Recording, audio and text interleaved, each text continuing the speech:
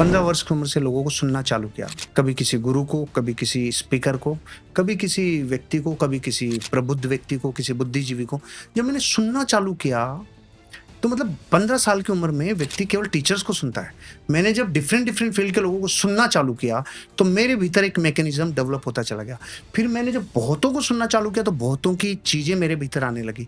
उनमें से मुझे सबसे ज्यादा जो रोमांचित करते थे वो करते थे जिसकी बातों में कहीं मोड़ आता था, कहीं कोई चुटकुला आता था, कहीं कोई कहानी आती थी जो स्पंदन करता था। ये मुझे बाद में पता चला कि भारत के डीएनए को किस्से और कहानियों से ही ग्रो किया है।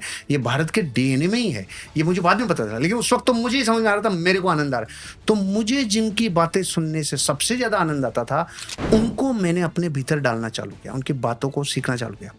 फिर कहते हैं ना, जिधर की प्यास होती है उधर का कुआं मिलता ही मिलता है।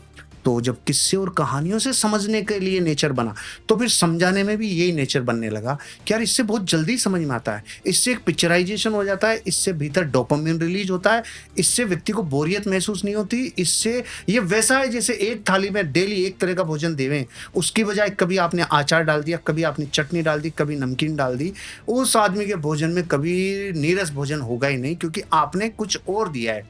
अब अचार की एक टुकड़ी है, चाहे उसका टच नहीं किया हो, लेकिन उसको देख देख के 3-4 रोटी खींची जाता है आदमी, क्योंकि वो दिख रहा है। तो मेरा तो वो अचार का काम करता है। पहले मेरे लिए किया, जब मैंने सुना, फिर जब प्रयोग किए तो सफल रहा। तो बस वो बचपन के परिवेश से इतनी सी जरूर है कि मेरे को जहां भी जीवन में कुछ ऐसा ह्यूमर, कुछ भी ऐसा जो मेरे चुलबुलाहट छोड़े या गुदगुदाहट छोड़े, तो मैं कहीं भी हूँ, चाहे एक बस में बैठा हूँ और वहां पे कंडक्टर ने कोई डायलॉग ऐसा मार दिया जो मेरे अंदर स्पंदन छोड़ रहा है, मेरी आदत है मैं उसे उस वक्त के कागजों में लिख लेता था, आज मैं नोट्स में लिख लेता हूँ। लेकिन वो मेरे लिए खुशी का कारण है। जिस घटना ने, जिस लाइन ने मुझे खुशी दी, वो एक दिन दूसरों को भी देगी। तो मेरी आज भी आदत है कि मैं इमीडिएट गाड़ी रोक के, खुद को रोक के, काम को रोक के सबसे पहले वो लिख लेता हूँ। अब ये काम मुश्किल है, ये डिसिप्लिन का पार्ट है कि ये कैसे करें। मुझे पता है इसका असर क्या होगा। इस बात का जब मेरे भीतर इतना अच्छा असर हुआ है तो सामने वाले पे भी होगा। तो उसे उस वक्त लिख लेना, अपने में समा लेना, ग्रहण कर लेना, ये मेरे को गुरुजी ने नेचर सिखाया, वो डिसिप्लिन सिखाया। तो ये मैं कर लेता हूँ, ये मेरे लिए। आपने लास्ट बात क्या पूछी? मैंने पूछी कि भाई अगर 1 घंटे की स्पीच हो उसके पीछे कितनी प्रिपरेशन जाती है, तो कितना पढ़ते हैं? जितना टाइम फ्रेम कम होता जाता है मेरे लिए संघर्ष बढ़ता चला जाता है।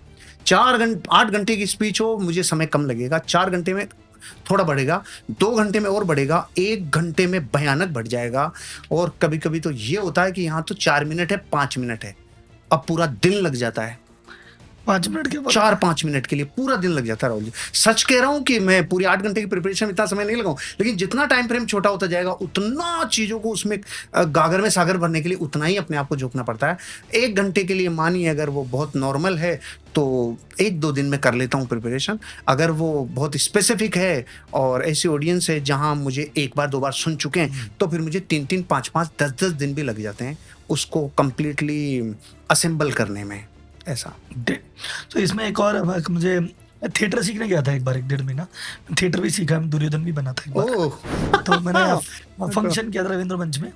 तो वहाँ पे वो जो प्रैक्टिस कर रहे थे ना, तो वहाँ पे जो हमारे टीचर थे उन्होंने बताई बात कि काश मेरे पास और वक्त होता, मैं तुम्हें और छोटा खत लिखता। ओहो। तो वो कहता ना, किसी को 8 शब्द का सही बात, अपनी डायरी में लिख लेना, ये वाली बात। हाँ सही बात है। काश थोड़ा और वक्त होता तो मैं तुम्हें और छोटा खत लिखता। तो अगर मुझे को ना कि प्रेमी को प्रेमिका को लिखना है 10 पन्ने का लेटर, वो लिख देगा। उसको एक चिट्ठी लिखनी है 4 लाइन की, वो कह रहा है 7 दिन से सोच ही बहुत फाड़ेगा पन्ने कि यार क्या लिखूं।